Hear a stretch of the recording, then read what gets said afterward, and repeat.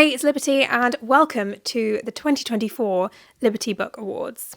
I'm going to be looking at all the books that I read from December 2023 to November 2024 and giving out a bunch of awards for the end of the year.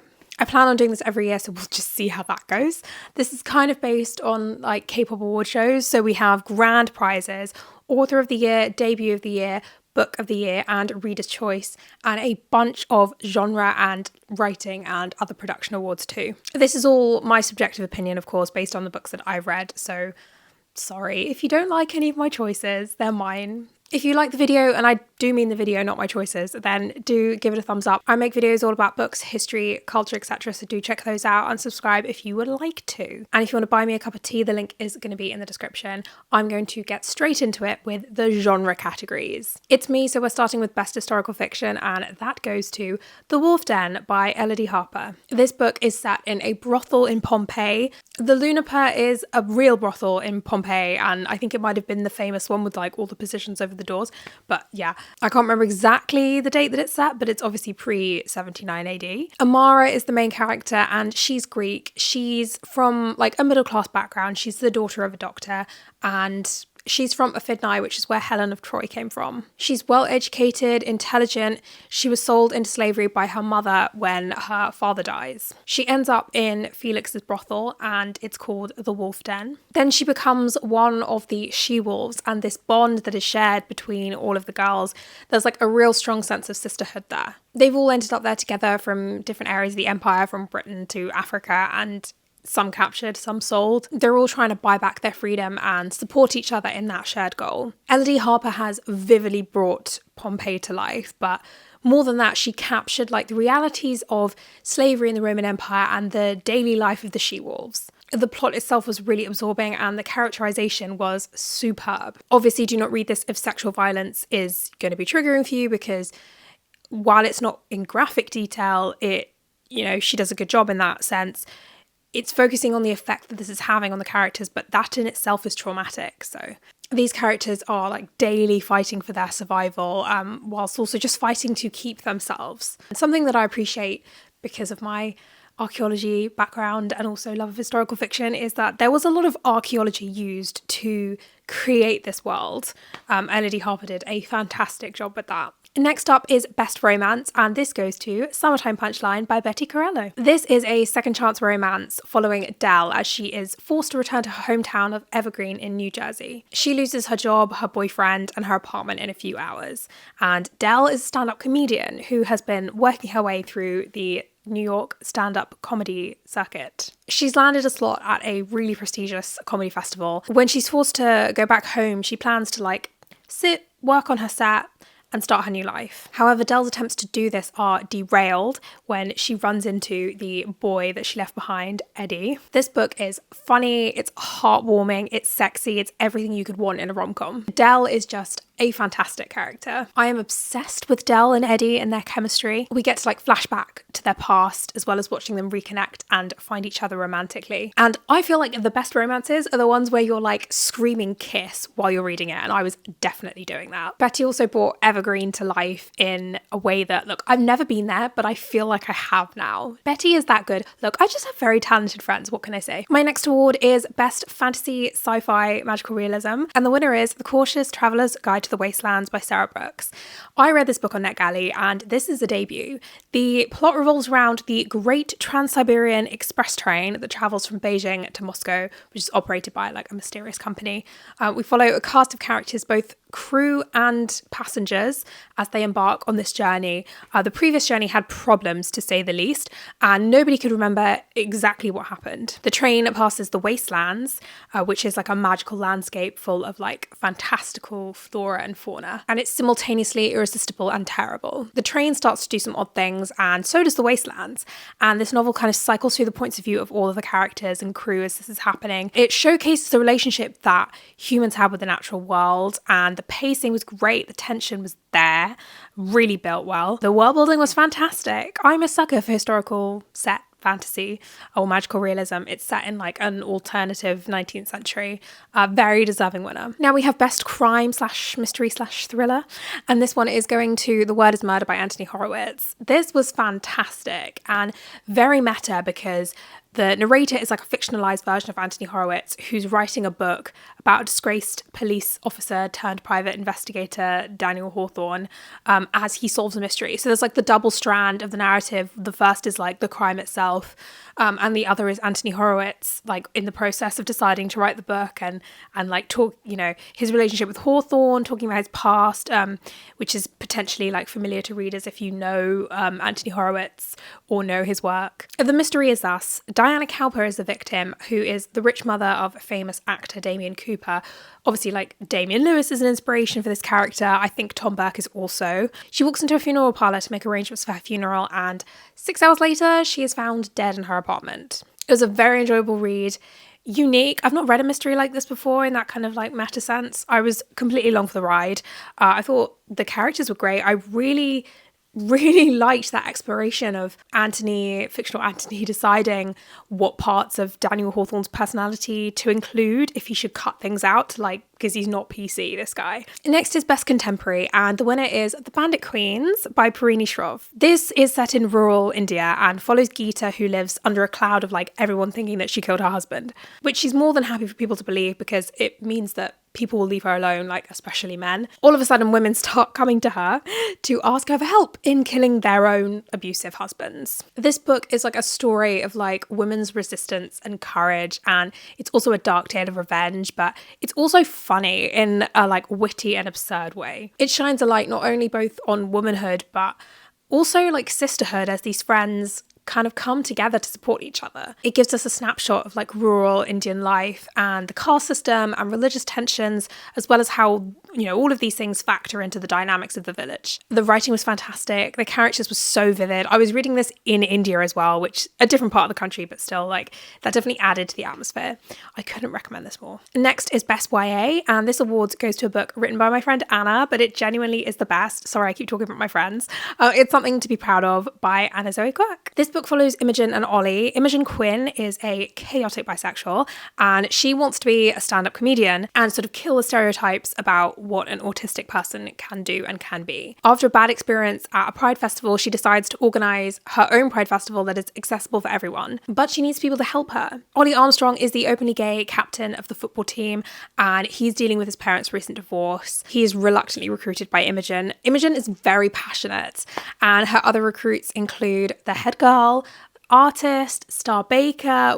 She's putting together the perfect team as they come together to make their school and, their area a better place with their social justice efforts. They form friendships, relationships, and a found family. I know I'm biased, but Anna is genuinely a fantastic writer. I loved all these characters. The plot was so engaging. I just flew through this book. Finally, to round out the genre awards is Best Nonfiction, and this might be cheating because I haven't finished it, but I started it and I make the rules, so I'm going to go with it. And the award goes to 1,000 Years of Annoying the French by Stephen Clarke. This is what I would call a very popular history or public history. This book is written very accessibly. It was written to be entertaining and to keep people engaged and having fun. It's very funny. There are lots of modern references and parallels that are hilarious. I'm a history buff, but there are some things in here that I am finding out for the first time and didn't get taught in school. For example, Gilbert Gifford, the man who was instrumental in the execution of Mary Queen of Scots, so much so that he was given a pension from the English crown, he died in the Bastille after becoming a priest and being arrested while having a bisexual threesome in a brothel somewhere in France. Also, the idea that the English killed Joan of Arc, not entirely true. She was captured by a Frenchman who sold her to the English, and it was a French bishop who literally begged to be the one to try her himself, tricked her into signing a plea bargain so that she would be spared, and, she would go to a religious prison if she confessed her sins and put on a dress. The trousers kept her prison guards at bay, if you know what I mean. But she was sent back to the guards immediately after, putting on this dress, and she put on her trousers and kaboom, heretic. So while technically the English burned Joan of Arc, she got there because a bunch of Frenchmen betrayed one of their own and collaborated with the English. So, and not to mention, she was executed in front of a baying mob of French people. So, the only thing that trumps the hatred of English people in medieval France is apparently misogyny. So now I'm moving on to what I'm calling the Production Awards. First up is the Golden Ear Award for the Best Audiobook, and that is going to Daisy Jones and the Six by Taylor Jenkins Reid. This book is all about like a fictional Fleetwood Mac style 70s rock band and follows the journey of how they found each other as the Six, and Daisy Jones, how she came to join them, and the magic that they created together. It's told through all of their points of view as they are being interviewed in the future, looking back at the past. The audiobook I listened to, it was a full cast, so that really added to the atmosphere. Every character had their own act. It was very, very effectively done. It also made it way more atmospheric when they were all talking about the process of making music, because there is something about listening to people talk about that, which is just, great. There are some books that are elevated by being in audio format, and this is definitely one of them. Next is the Golden Tongue Award for Best Translation, and I read quite a few translated books this year. Honestly, I had no idea how to judge this because I don't speak the languages that these are based on. So the award is going to a joint win for the author and the translator. It should be no surprise that my winner is Mindolki and Victoria Caudle for Walking Practice. I don't have enough words in my vocabulary to talk about how good this book is. I hope that these two are like a translating team because I made a whole video about this and I'm going to put the link in the description, but essentially this is told from the perspective of an alien who has sort of been stranded on Earth, shape-shifting, disabled by gravity, and so has to practice walking in this new environment. And the alien changes their appearance to like make themselves desirable to their targets and then like hooks up with them and eats them. When one meal makes it out alive, a series of events unravels. It shines a light on what it means to be human by showcasing like what it means to survive and like fight to live. It critiques the societal norms of like gender, sexuality, the idea of who is considered alien, and like disability and non-conformist side of things. Definitely one of my favourite books of the year. My next award is the Golden Thread Award for Best Cover Design. I know I'm getting a bit extra with these award names, but this is going to Medici Heist by Caitlin Schneiderhan. This book is a historical heist story set in Medici-run Florence in 1517. One day, two people arrive in Florence. The first is Pope Leo X.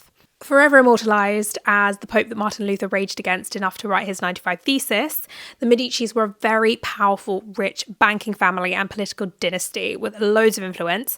They ended up producing 4 popes, of which Leo is the first. In the 1400s, the Medici Bank was the largest bank in Europe. The second person is 17-year-old con woman Rosa Cellini, and Leo's sales of indulgences had like raked in a large amount of cash, and Rosa is determined to steal that money back, and she puts together a team in order to do that. She recruits Sarah, who's an inventor or tinkerer, Khalid, who is a soldier, Giacomo is a master of disguise, and wait for it, Michelangelo. I had a great time reading this book, but that's not the reason why we're here. The cover is beautiful. I feel like it beautifully expresses the plot while being aesthetically pleasing. I could feel the opulence through the cover. Andrew Davies did the design for the UK edition, which is the one that I saw, and his work is really good. I'll put a link to his Instagram account. So congratulations, Andrew, you did a fantastic job. I wanted to award a best edition now for a book that really stood out as like a whole package with prelims and everything. Fantasy maps, introductions, that kind of thing. I hope you see the vision with that. But my award is actually going to the Oxford World Classics edition of The Castle of Otranto by Horace Walpole. I made a whole video on this book because it is the first Gothic fiction novel and it really set the tone for the whole genre. Introductions can be very hit or miss, especially when it comes to classics, but this one was brilliant. It set the novel in its context within the like political, historical and literary landscape. It gave me information about Horace Walpole as a person and an author and the tradition of Gothic literature. Horace, look at me calling him by his first name, how Jane Austen book club of me. He passed this book off as a translation that was found in like the library of an ancient Catholic family in the north of England. I won't go into the plot of this because I will tell you to watch the video because it is very short and very quick moving. So if I tell you any plot, it is a spoiler. It's the originator of many, many Gothic tropes, but it's a great read and made stronger by the introduction. But stop reading the introduction when it gets too spoilery, is what I'll say. But that's just a thing in general with those things. Next up is Best Marketing, and it highlights a great marketing campaign. I'm a mood reader, so I'm generally not that influenced by marketing campaigns, so this is a tough award to give. But out of all the books that I read, the award is going to A Days in the Murasaki Bookshop by Satoshi Yagasawa. The social media marketing for this book has been brilliant. Not only social media, but partnership with bookstores, especially Waterstones. I feel like they're ever present because there's multiple books in this series that have been translated. I wish I'd taken pictures of some of the windows because they were fabulous. And I think they definitely influenced me to pick up the first book. Actually, now that I think about it, me saying I'm not influenced by marketing campaigns, I probably am unconsciously. And I have the second one and I'm very excited to read it. Next up, I've got the Word of Mouth Award, which I'm given to a book that was recommended by someone, like a physical person, that really lived up to the hype. And this award goes to The House in the Cerulean Sea by TJ Klune. Now, my friend MJ recommended it. I loved it. This is a fantasy book. Main character is Linus Baker. He is a social worker in the Department of Magical Youth. He's tasked with finding out if there is a child at one particular orphanage that can bring about the end of the world. So high stakes. We've got found family vibes. Think wholesome Miss Peregrine's Home for Peculiar Children. The orphanage is led by Arthur Parnassus, and there's some romance in there too. I had a great time reading it. It was a very successful recommendation. All the children have their own issues that they're dealing with and relating to their othering by society. And to watch Linus come into this new environment as an observer and ending up understanding them in a whole new way was very heartwarming. Were there cheesy moments? Sure, but sometimes you need cheese. On a cracker. I'm hungry. I read a few books before they came out thanks to NetGalley, so I have a NetGalley Star Award for the best book that I read that hasn't come out yet, and I have chosen The Players by Minette Walters. This novel is set in 1685 against the backdrop of the Bloody Assizes. These were a series of trials that were started in Winchester and went through the West Country and into Devon. More than 1,000 people were put on trial for suspected involvement in a rebellion against James II. In the name of the Duke of Monmouth, who was James II's nephew. He was the illegitimate son of Charles II. Some of the players in the story include Lady Jane Harrier, her son, the Duke of Granville, the daughter of a local magistrate named Althea, and the judge himself in charge of the assizes. This novel is set in the backdrop of a rebellion, but all these characters are rebellious in their own way. I love that. It was genuinely well written. I will probably be making a full video for when it comes out because it is everything I love about historical fiction. I also did not realise that it's not part of a series, but Jane Harrier is the star of another book called, I think, The Swift and the Harrier, which I'm definitely going to read now because that's already come out. So that's it for my production awards. On to my writing awards, and the first writing award is for Best Protagonist, and this award goes to Emily Lawrence from Trouble by Lex Croucher. This novel is set in Regency England, and it follows Emily Lawrence. She is the new governess at Fairmont House. That is under her sister's name, Amy, who fell ill and couldn't take up the position, and so Emily goes off to earn as much money as possible before she gets found out. Because Emily is not what you would think of when you think of a governess. She is honest, angry, reckless, upfront. She has zero teaching skills. However, she is hardworking. She is loyal. She's done manual labor. So, she's got this intense loyalty and will do anything to help her family. She has two charges, Grace and Asta, and their father, Captain Edwards, is having to bring them up on his own. He's broody, we love him, but that's beside the point. Emily tries her best not to be drawn in to the found family that the servants have got going on, but they're just so darn adorable. That's me saying that, not Emily, obviously. Alexa's writing is fantastic, as we know. This book is funny, it's witty, it's charming, and it's heartwarming. The romance is so well done. I was so drawn into the various dynamics, within the house. All of these characters were drawn with so much skill, especially Emily. I just have no notes. I promise this is it. My friends are not getting any more awards. I'm done. Next up is Best Antagonist, and this is going to Manfred from The Castle of Otranto by Horace Walpole. So he is the OG Gothic villain. I made a whole video about The Castle of Otranto, so just read about it there. But everything that goes into a Gothic villain is in Manfred. He's a tyrant prince. He's authoritarian in his will and violent in his behavior. He's power hungry and single-minded in his desperation to hold on to that power, and he's terrified of losing it. Paranoid to boot, he's willing to do anything. He'll whatever it takes to get what he wants. He's also very physically commanding and intimidating. His reaction to the death of his son and the lengths he goes to secure his legacy is what causes all of the conflicts in the story. Now I've got a Best Supporting Character award, and this one goes to Giacomo from The Medici Heist. I've talked about the Medici heist already, so if you're jumping around, go back. It won Best Design Cover Award. Now, Giacomo is the master of disguise of the heist group. He is very good at it. He's also got a very tragic backstory due to the fact that, you know, being gay in the 16th century wasn't exactly a fun time. And it affects him significantly when people like from his past turn up in the middle of this like heist in the Medici Palace in Florence, and he's got to dodge them, he's got to face his demons, he finds love with another member of the group, and he's fighting to survive, but he also adds that like sparkle of witty banter and charm to the group. Now I've got a chemistry award for Best Duo, which is being awarded to Lena and Vaudeline from the London Seance Society by Sarah Penner. This book takes place in 1873, and Lena is an English woman who travels to France to study spiritualism under a renowned medium, Vaudeline de Lair. Lena is there to get answers because her sister died, and she is very sceptical about the occult initially. The investigation takes both of them back to London and into the halls of the London Seance Society. They get closer during this time, obviously, and I am obsessed with the two of them. I love it when two characters like open up each other's minds and grow. I mean, the chemistry was abounding, and this was like the most invested I was in this book was like in the two of them. It was a good book, don't get me wrong, but I just like, I would find myself like, I could read them going about their daily lives. Like, I would love it. I have a second chemistry award now, and this is for group, and it goes to all of the Battalion of the Dead from the eponymous trilogy by Kat Dunn. We've got Dangerous Remedy, Monstrous Design, Glorious Poison. Now, this world is an alternative historical fiction set during the turbulence following the French Revolution. The battalion, they save prisoners from death by guillotine. Regardless of their backgrounds, they're in the business of saving as many lives as possible. Camille leads the group. She's the daughter of someone who was executed in the revolution. Ada is a chemist who left her father's house to follow Camille. They're together. And Gil is a former soldier with a tragic past and a very strong moral compass. Al is from the aristocracy whose family disowned him. He's very charismatic and has a lot of like contacts which the battalion uses.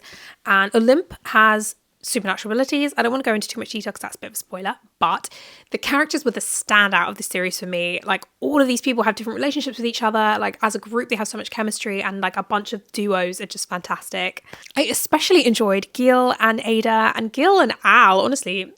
Love Gil. I wanted this series to be better than it was because of how much I love the characters.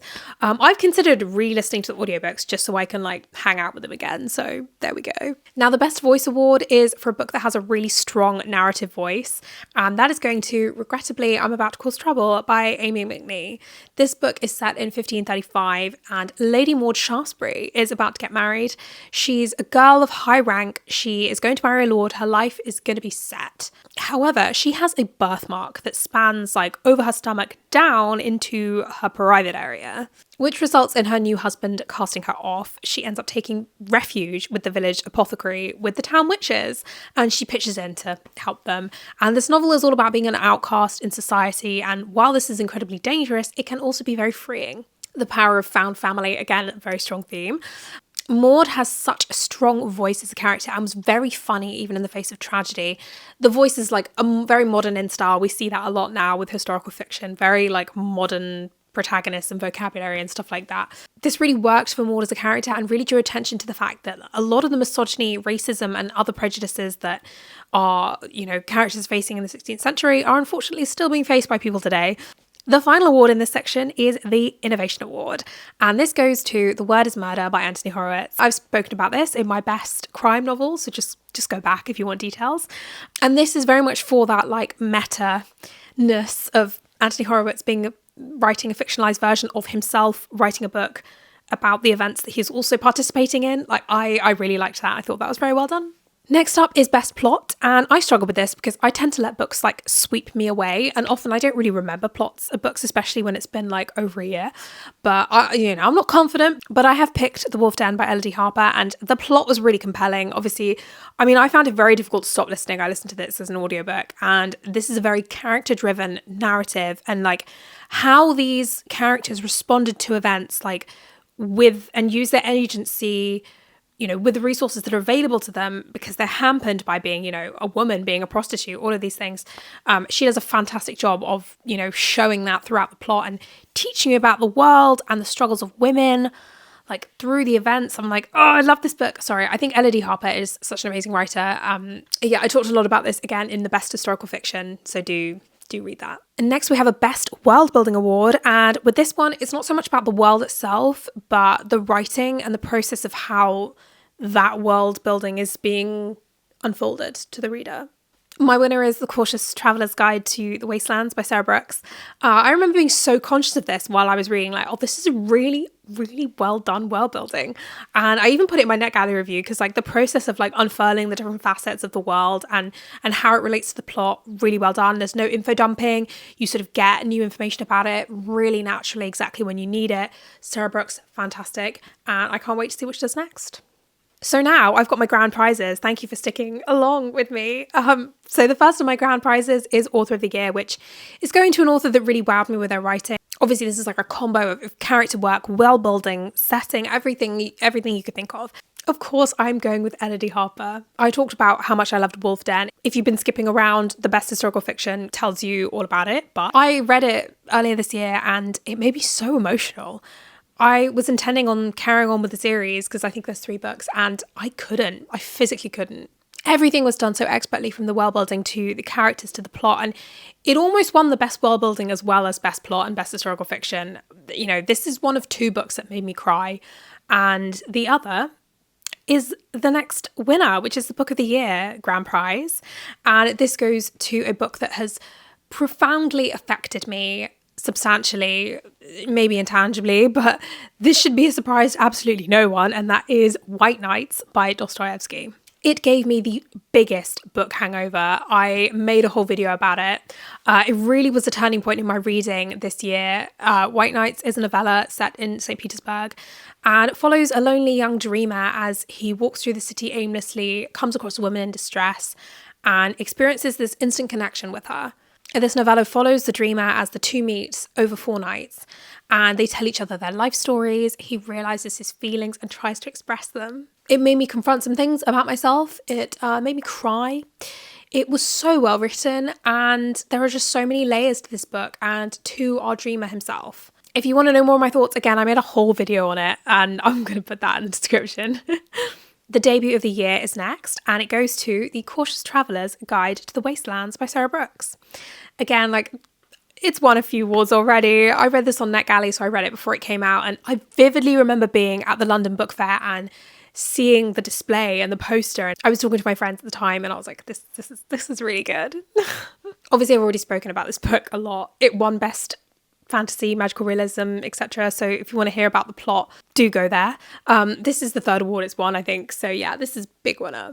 The Reader's Choice Award. And this is an award for a book that nearly won in a bunch of categories that I think deserves to get some love. This is Days in the Murasaki Bookshop by Satoshi Yagasawa. It was translated into English by Eric Ozawa. I read this book as part of my video where I was reading translated Japanese fiction, and it quickly became a favourite of mine. The main character, Takako, finds her life turned upside down when her boyfriend announces that he has been cheating on her and he's getting married. She quits her job, distances herself from her friends, and pulls somewhat of a Bella in New Moon. Her uncle calls her and invites her to work in his bookshop and live on the premises. Takako agrees, and she rediscovers herself, finds a love for Japanese literature, and becomes part of the local community. It's a heartwarming story. It's character driven. If you love books and believe in their healing power, then this is a must read. Or if you're big on personal development and love to watch people go through that process, couldn't recommend it more. I go into more detail in that video, so I'll link that in the description. Finally, I have an award which hopefully will mean more next year, but it is Publisher of the Year. This was a hard one to judge because I've read quite widely, but also the big 5 always have an advantage because they're so often worldwide and they have a bunch of imprints. And so I decided I was going to pick a specific imprint or like set of imprints. Also, like for my dissertation, I read a bunch of books from like different imprints. So my results have definitely been skewered by that. But I am giving this award to Head of Zeus. Obviously, like The Wolf Den was one of my outstanding books of the year. They also published the Cat Dunn series that won my Best Chemistry Award. I really love those characters. So there's a lot of really great things going on there. Head of Zeus was bought by Bloomsbury in 2021, and they have different imprints. Wolf Den was published by Apollo. Cat Dunn's YA trilogy was published by Zephyr. I think that's how you pronounce it, but that's their children's imprint, it's YA. And look, I'm going to be better next year at sort of keeping track and reading more widely across different publishers. That's a big aim for mine for next year. So next year, this category will be very interesting, but Head of Zeus is a publisher that I'm going to be keeping an eye on in terms of like their releases. So thank you for watching. That was the Liberty Book Awards for 2024. That was a mammoth. I actually had a lot of fun looking back over my reading and, you know, deciding what books would get awards. I feel like I had a really good reading year. I'll be wrapping that up in another video in terms of like my Storygraph stats and stuff like that. So if you're curious about that, look out for that. If you had fun, do give this video a like. I make videos all about books, history, culture, etc. So do check those out and subscribe if you would like to. I'd love to know who your grand prizes would be going to. I hope everyone had fun reading this year. It should be fun after all, regardless of like whether you met goals or not, but happy reading.